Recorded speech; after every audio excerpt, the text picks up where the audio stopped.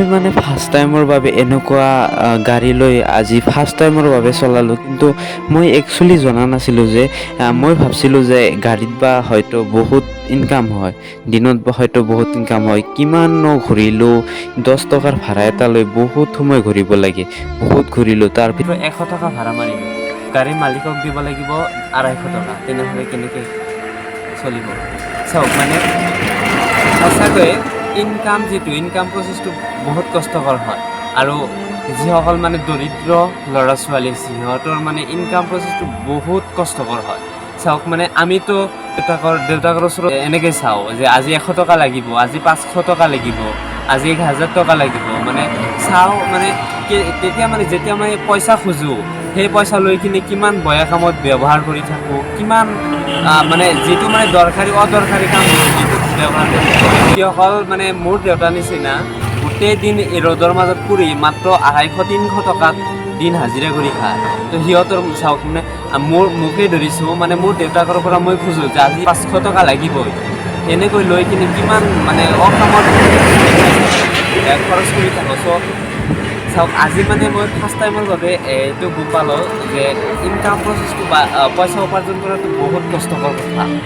গোটেই দিন ঘূৰিলোঁ, গোটেই দিন চাওক মাত্ৰ 100 টকা, আৰু মোৰ তৰফৰ গাইডৰ পৰা ভৰি কিনি দিব লাগিব সেই মালিকক, আৰু 150 টকা দিব লাগিব।